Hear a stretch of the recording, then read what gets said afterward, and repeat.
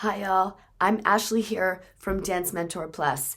Yes, I'm in a hoodie and I feel terrible, but I didn't want to miss my first Mentor Mondays. Now, Facebook is not letting me go live on the on Facebook because our page is just too new. That's okay. Tell your friends, like the page. We need to get the page numbers up. Yes, we know. But like I said, it's a super new page, like last week or two, right? Okay, so I'm going to do this via video, and I'd love for you to comment below if you want me to address anything next week. You can always email us, dancementorplus@gmail.com, or you can join the group that's attached to this where we talk about these things. Okay, branding. Branding's huge. Branding's expensive, and branding takes years. I mean, years to master. And branding professionals are paid upwards of, 150, 250 grand a year. They're expensive. So, one, I think it's important for us to manage our expectations as to what we can do as studio owners and teachers in regards to branding. We really do need to understand that it is incredibly complex, and that if we start to go too deep into branding, we may actually do the opposite for ourselves, as opposed to, the consistency in the branding message and having people identify our brand more easily, right? It can do the total opposite. So I wanted to talk about a concept that could really help you. We can do two concepts today that will really help you at a base level. And if you stay within these two tactics, which one can be very physical and one can be very like mind oriented. So you'll see what I mean when I say physical and like mind. So we're gonna start with perception. So perception, it's the way people see you. Now, I think something really simple that we can do when we are, say, setting up our studio or we're showing up as a dance teacher. How are people seeing us? Now, you might be like, who are you to tell me about perception? You're in an UDI. Yes, well, my resume supersedes the UDI, right? And a lot of us, and I'm speaking to other professionals, people who understand what I'm saying, and so they can determine my worth based on the value and the merit of what I'm saying. Whereas when a dance teacher and studio owner are communicating their value and the information, they are communicating to, we can say that because some parents are kind of knowledgeable, but ultimately they're not experts, right? They're non-experts. They're not experts. So you could be saying the most intelligent, insightful piece of knowledge that took you, I don't know, 180 years, 20 years, 15 years, whatever, to come to the conclusion to. And that person really isn't going to understand the value of that message. Whereas, like I said, you and me, we're going to have a conversation and you can go, oh, yeah, I understand where you're coming from. And that's where some of the visuals, the perception, can go to other things. I have an online profile. You can go check it out, right? Whereas when someone's in your studio space, the way that they perceive the way that they perceive you, okay, that's going to come down to a few tactics, and we're going to talk about how you can simply match this is the physical aspect of your brand. So we're getting into the physical, okay? The physical aspect of your brand. So let's talk about some of those things that you can do in your studio to match, or we can even talk about teachers in a second, but when we talk about the physical things that you can do to easily change or to, consistently get people to understand your brand better, people who are non-experts, okay? Let's use, if you're a comp studio, what are some of the physical things that you can do within your studio so that when people walk in, they understand? An example of this is what? Having your trophies. Having your trophies right at the front. They walk in, they see your trophies, done, right? 2, you can have stacks of books. You can have a bookshelf of experts in the field of what you're doing. So let's just say that you're a heavy exam school, like, because this can be comps and exams, because exams are highly regarded as well. You can have a bookshelf where parents can come in, and while they're waiting for their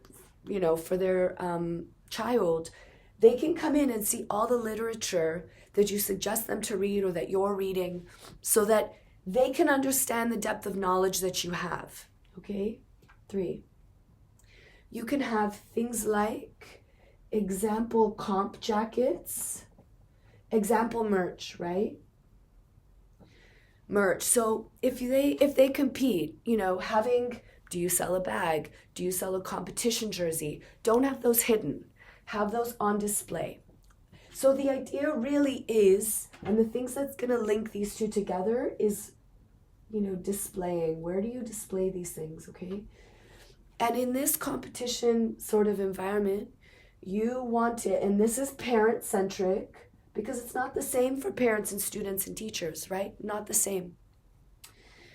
I will very quickly, because like I said, this goes very in depth, but so that you can have a knowledge of what this looks like and I can help you. There are 3 aspects. Everything has it's called a marketing triangle, okay? 1, we'll say parents, that's external. You have students, that can be external and internal. And then you have staff, and that is internal, okay? So parents, students, staff. External, internal, external, internal. So the way that you do these things, right, is going to depend on who you're trying to target the message to, your branding, right? Now, you do want it to be consistent though. If you have all these things, we'll say in this side, but let's just say in the studio, your studios are a bit of a mess. You don't have proper bars or anything like that, right? You don't have the proper flooring. Then you start to get, right, this no longer connects. You start to lose people, okay? This stuff starts to disconnect, okay? And that's where you see people leave. That looks like I'm not an artist. That looks like a volcano. Now, but as you can see, if things don't match up, so if you have your front lobby, that'll make sense for you, because we're talking branding here, right? We're talking basic branding that you can literally institute today. Now, this is your front lobby, but you can do all this stuff with your Facebook or all your socials. It's called owned media. You can do it with any of your own media, your website. First thing they come to, they see people smiling with trophies, whatever. That's a basic way to say we're a comp school. Now you might think, yeah, I knew that already. Okay, well, the consistency in how you do that is the most important part of branding, right? Are you doing it in all aspects of this? So how are you going to do this for students? So that was parents. Let's just say students.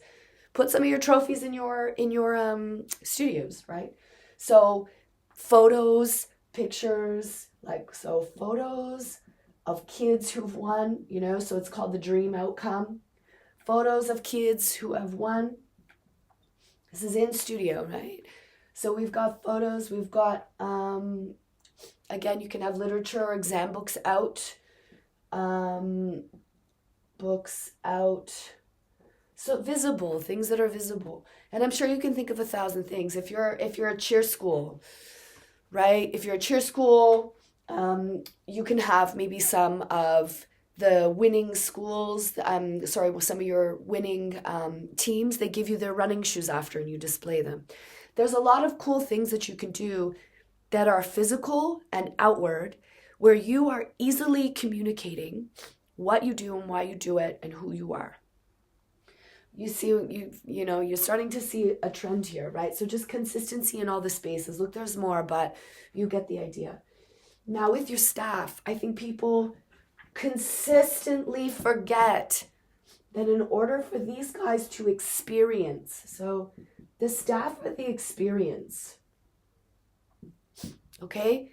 And if they are not clear on their branding, if you're not branding them, then you'll start to get on both ends. This is where you'll lose the most staff. This is where you lose the most parents and students, is because your staff are not up to speed. That can be things like freelancing, all kinds of stuff, right? You're just bringing in people. It could be that they've been at your studio too long, right?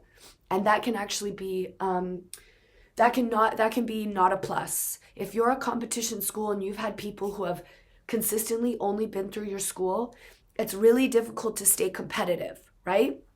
So for staff, ideas on how to do this with your staff, right? You can have monthly achievement emails. Oh, that's so messy. Sorry.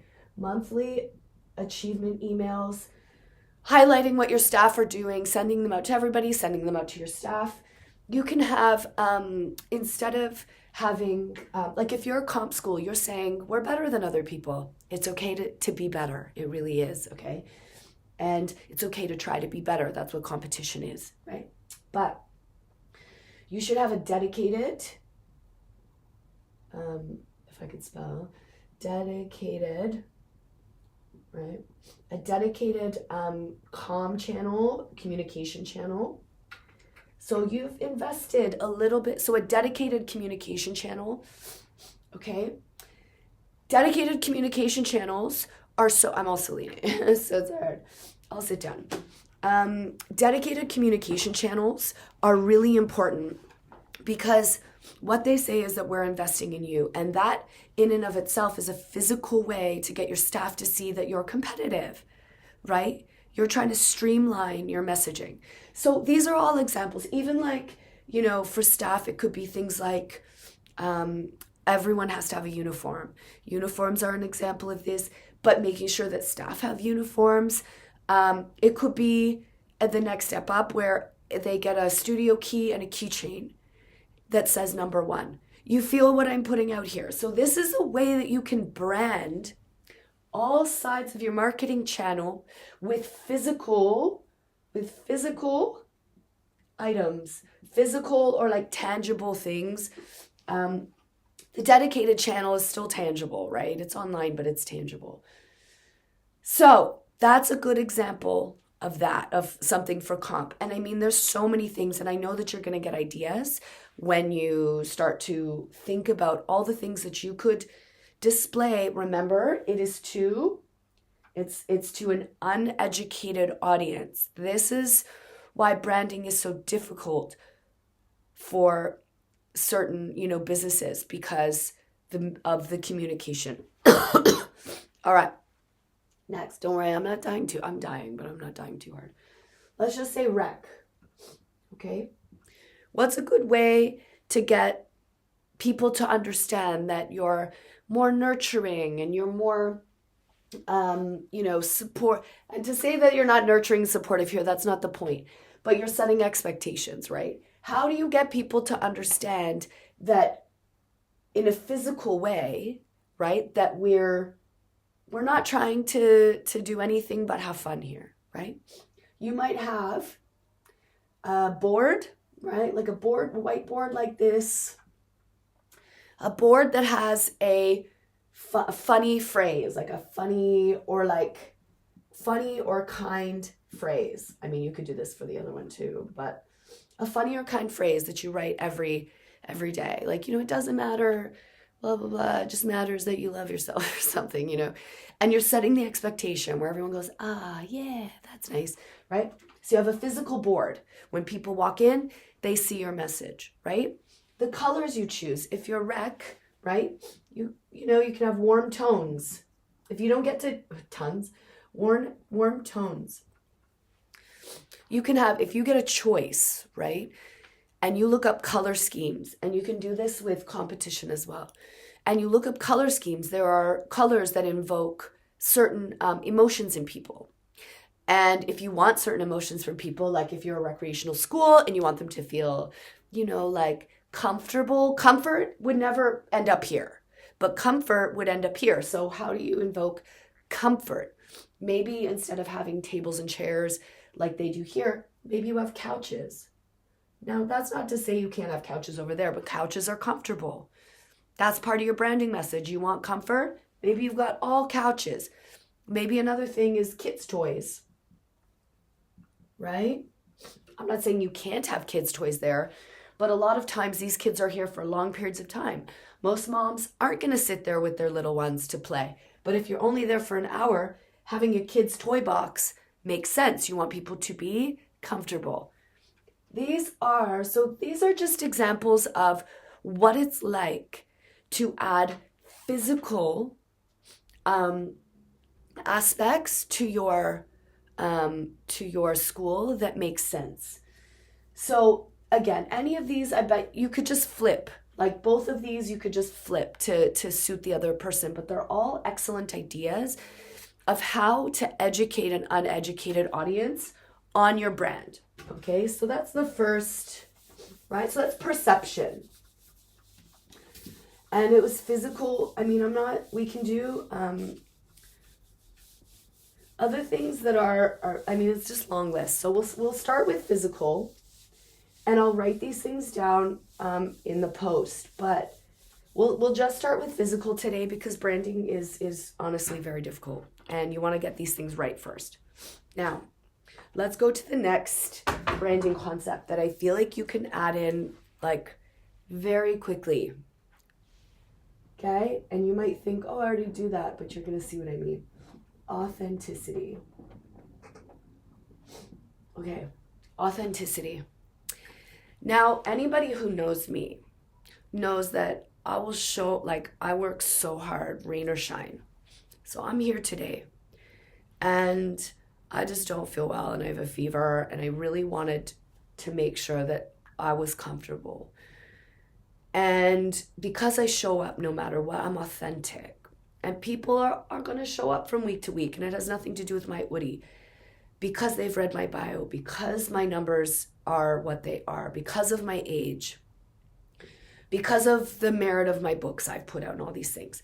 Stuff like when we revert back to physical and being authentic, there are things that will matter depending on where you're at in your career, okay? And as a 42-year-old master teacher and now author and educator globally, my Udi is authentic because let me tell you, I'm so busy. That's all I got today. Okay, authenticity. However, if I was a 19-year-old showing up in an Udi, let's think about that, right? Where does authenticity start and stop? Okay, so I want you to be very mindful that when I talk about authenticity, that does not change what I was talking about before, which is the physical branding based on facts. Please use authenticity and consider your facts. Please consider the facts. And don't get upset about the facts. Who cares if you're 19? Everybody has to be 19 at some point, and I love that. And you could be really great at your job, but you're still 19, right? You could be a brand new studio. If you're a brand new studio, you can be authentic all you want. You're a messy person. Don't be messy yet. Don't let your office be messy. This is not where authenticity lies. Let's talk about where authenticity, what matters. So when we're talking about branding, authenticity comes from your views. Okay? Now, if your view on dance is that, I can give you my view on dance. So, for example, I just started a school. Now, I have had winners around the world. My son has been a national champion. I've done it. But you know what my viewpoint is now, and I'm very authentic about it and honest, is that dance has gone too far, and kids are landing on chests, they're landing on their heads, and those people are winning. And I speak to orthopedic surgeons. I speak to doctors consistently, researchers, scientists. We've gone too far. And my viewpoint is that if I have to teach, which I'm perfectly capable of teaching, but I don't want to teach those things. If I have to teach unethical circus tricks to dancers to have them win, and I don't want to be part of competition. So my authenticity goes, I do want to offer high quality dance. It just, we're not competing. We are going to go more into the workspace. And because of my view, we're going to be doing theater. And this is no, look, lots of people could compete. I'm just going to say this right now. That is because I'm always in it for the win, right? And if I know that my students are not going to particularly win in a certain forum, it doesn't make sense for me. But some people don't mind that, or some people feel that that's still a really good forum, and I will still work with those people as long as the facts and your views align, right? And when we're seeing what wins these days, it's a tendency to not value safety and technical development that is useful. And these are very different things, because you guys got to listen to my podcast, because ultimately none of the things that are used in comps today are used at a work level, okay? So because I'm so authentic about that, the decisions that I make, I don't even have to be a branding professional. If I'm moving towards usable skills in work, right? Usable skills in work, that will mean that I'm not competing, right? That's going to mean that I'm not in certain forums. So that's an authentic thing that I don't have to be a branding professional to know that I'm not going to insert myself in certain spaces, that I'm not going to offer those kinds of classes, that my messaging is, I'm not going to like degrade dance. Like I'm not going to do that, because that's not what I think. I think there's so many institutions that are doing the right thing. Lots not, but lots are. So I'm not going to degrade it. But where I'm living, the state of dance here and the lack of forums where I am, I'm going to be doing this. So everything, knowing that if I can determine the facts and my views, which doesn't take a branding degree, then what you can do is it easily guides you. And you're sort of getting close to something called your brand positioning. Now this takes years. So like, I'm not going to pretend like this gives you your brand positioning. But this right here is going to lead you to make all of your decisions, right? So when you get these things right and you just really authentically act on what you believe, and it doesn't have to be, like I said, it doesn't have to be combative, it doesn't have to be anything. But if you believe this, I really truly believe that this is where we're at right now. So all of my decisions go towards, like we've just done, all my energy on being revolutionary and new isn't finding the newest, most wildly dangerous trick or combining so many things together that it's like, go, trick, trick, trick. Like that's not where my innovation lies. My innovation lies in new and incredible concepts. So we're doing a really cool musical that's now immersive. Immersive theater, right? This was a no-brainer for us, immersive theater, because it's revolutionary. Most kids do not get the opportunity to be in immersive theater. And so that's an easy decision, and that's what branding does for you, okay? Branding allows you to make easy decisions. You're not going, is this right for my company? When I was buying, let's talk about how this can translate into when you're buying. So when you're buying things and you're looking for ways to improve your studio, we bought theater curtains. See how easy that was? That was easy. Now, do I teach acro? Yes. Do I teach stunts? Yes. I have 2 mats. I don't need to buy more mats. I don't even use mats very often. Okay? Those are easy decisions. We don't do ballet exams. You absolutely need ballet, right? We do all center. One, a ballet bar isn't completely necessary, only if you're doing exams. And ultimately, learning your balance is great in the center, especially if you only have them for a short period of time. And everybody in theater needs ballet, I believe. Anybody in New York will tell you this. So this allows you to make better decisions on where you put your money, how you're going to use things. Software, that will direct me to, I don't need, most studio software does not serve my business, because it has all these features that would be more for comp and rec, but not what I'm doing, not what we're doing. So ultimately, if you can define some of these things, if you can be authentic by considering the facts and your views and not worrying about, and the other thing is, don't worry about people's opinions. Don't worry. Do you know how many people who are going to look at me and be like, my daughter's triple flip onto her face is fine. Okay. I don't know. I'm not going to argue. You do you, right? If you believe the professionals that you're with, that's fine. I don't worry about whether someone sees my perspective as being wrong. The people, if I'm authentic and I follow all this, the people who agree or who would like to learn more about my perspective or would like the opportunities that I'm providing, they will consistently sign up and they will consistently join me, because everywhere in my space, internal and external will match. So if we were to go back to the previous board where I was talking about physical, they walk in my space. I don't have a lot of signage up because we do a lot of filming for self-tapes and things, because we're looking at useful, right? Usable. I just marked it out, right? Usable things. So we create self-tapes, and so we don't have a lot of signage. The walls are pretty plain so that people can come in and they can tape themselves, right? These things all match. I'd like to get, posters for the back wall of all theater productions, right? This is coming in time.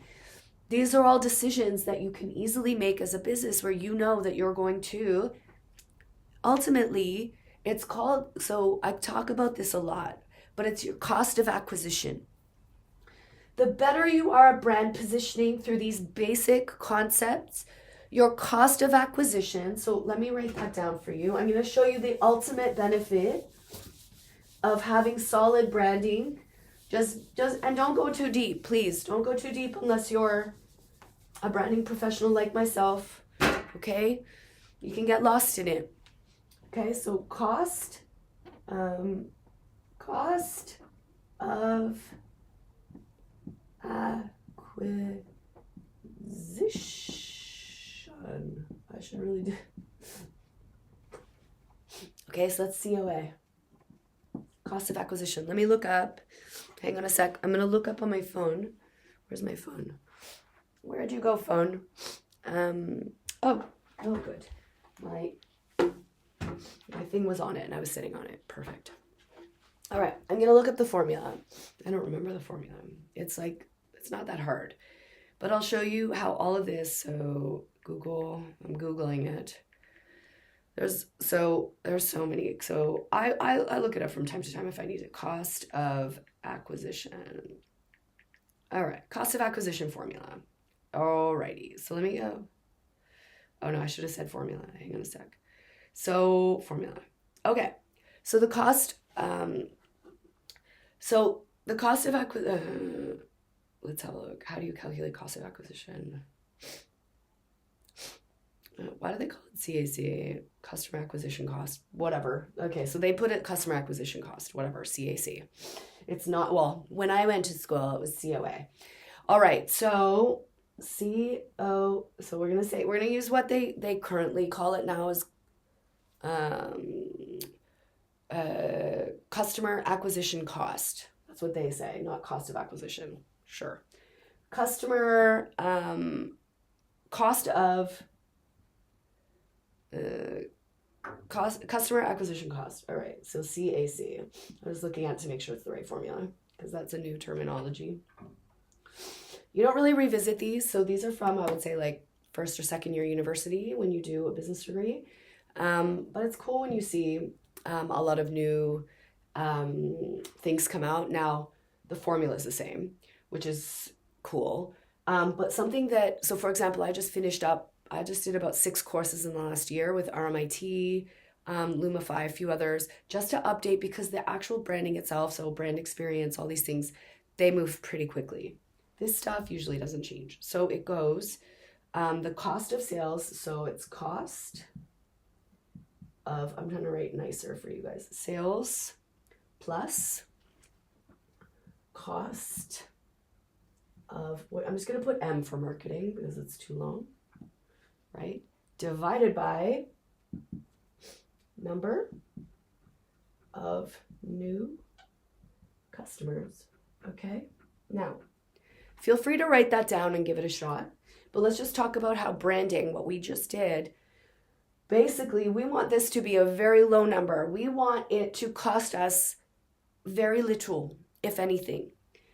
When you're doing Facebook ads, for example, anything under, I'd say anything under 10 cents per click, for example. Now, that's not acquiring a customer, but when you get to the point where it's a sale, you'll see in the analytics. It just depends on what you're targeting in your stuff. But if you can start with getting your ads, for example, down to 10 cents an action, you're starting to understand whether your brand positioning and all the different things along the way, the customer journey people are making sense of.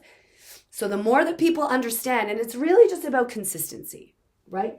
The more people understand, the lower this number is going to be, the lower it's going to cost to get someone to spend money with you. I'll move out of the way for a sec, right? So they call it, I'm so sick, guys. I should be retaining this information. It's so easy. Customer acquisition cost. So instead of cost of acquisition.